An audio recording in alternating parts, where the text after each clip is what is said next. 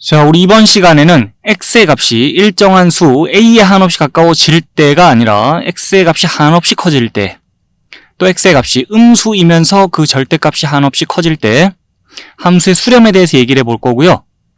이 기호의 차이를 이 x축과 함께 한번 얘기해 보자면요. 여기 x축이 있으니까, 자, 먼저 얘부터 x가 a로 갈 때라 그러면 뭐 x축 위에 a라는 상수가 요 정도 자리 잡는다 칠게요. 그러면 x는 a, 양쪽에서 x의 값이 a라는 상수에 한없이 가까워지는 상황을 생각해 보자는 거죠.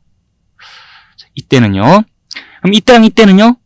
x의 값이 한없이 커지는 상황, 또 x의 값이 한없이 작아지는 상황을 각자가 생각해 보자는 것이고, 이 x가 a로 갈 때처럼 x가 무한대, 또 마이너스 무한대로 갈 때도 함수의 값이 일정한 값에 한없이 가까워지면서 함수가 수렴할 수도 있고요. 아니면은 함수가 어느 값으로도 수렴하지 않는 함수가 발산하는 장면이 연출될 수도 있는데, 자, 우리가 봐야 될 상황은 두 가지예요. x가 무한대 또는 마이너스 무한대로 갈 때 함수의 수렴, 또 함수의 발산.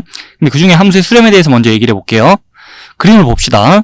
이 함수 yfx의 그래프가 이와 같다고 하고, 먼저 x가 무한대로 갈 때부터 생각해 볼게요. 자, x의 값이 한없이 커지는 상황에서 생각해 보자니, 이 함수의 그래프의 궤적을 따라가 보자면 함수 fx의 값이 일정한 값 l에 지금 그림처럼 한없이 가까워지는 게 관찰이 됐다 그러면 이 함수 fx는 상수 l에 수렴한다라고 그때 말을 해주고요.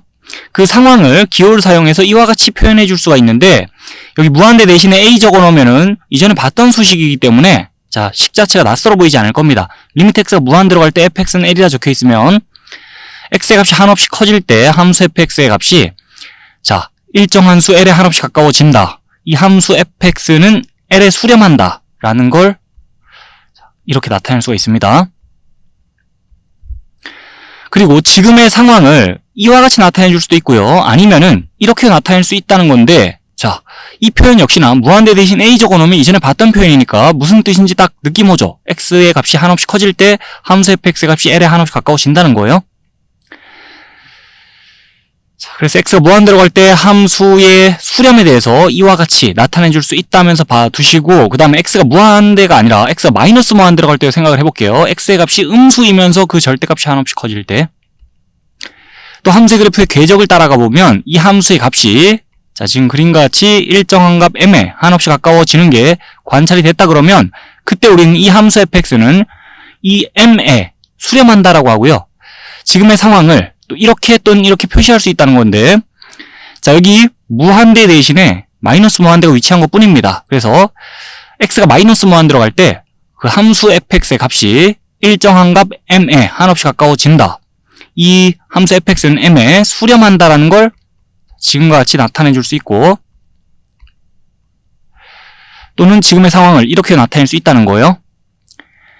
자, 여기까지 정리됩니까? 그래서 x가 무한대 또 마이너스 무한대로 갈 때는 x축 상에서 이쪽으로도 저쪽으로도 끝없이 가보자는 거고, 그때 함수의 값이 일정한 값에 한없이 가까워진다 그러면 함수가 수렴한다 그럽니다. 자, 여기까지 정리해두고요. 넘어가가지고 간단한 예를 봅니다. 이제 y는 x분의 1이라는 유리함수, 너무나도 우리가 잘 아는 유리함수고, 이 함수의 그래프는 어떻게 생겼는지 너무나도 잘 알죠. 이 함수의 그래프는 y축에도 또 x축에도 한없이 가까워지면서 이 함수의 그래프에서 가로 정근선은 x축, 세로 정근선은 y축이라 할 수 있겠죠. 자, 그 상황에서 이 함수의 그래프 특징 잘 아니까 그것까지 고려해 가면서 이 극한값을 한번 대답을 해봅시다. 먼저 x가 무한대로 갈 때부터, 자, x의 값이 한없이 커질 때 이 함수의 그래프의 궤적을 따라가 보면 함수의 그래프가 x축에 한없이 가까워지죠. 직선 y는 0에 한없이 가까워질 거예요. 그러면서 이 함수의 값이 0에 한없이 가까워지겠다는 거 생각해 줄 수 있죠. x가 마이너스 무한대로 갈 때도 마찬가지예요. 함수의 그래프가 자, x축에 한없이 가까워질 테니까, 즉 직선 y는 0에 한없이 가까워질 테니까 그래프가, 자, 그럼 이 함수의 값은 x가 마이너스 무한대로 갈 때 음수인데 어쨌든 값이 점차 0에 가까워지면서 0에 한없이 가까워진다면서 0이라고 이 극한값을 대답할 수 있겠죠. 그래서 x가 무한대 또 마이너스 무한대로 갈 때 두 상황에서 모두 이 x분의 1이라는 함수는 0에 수렴하네요. 자, 그렇게 얘기를 할 수 있겠습니다.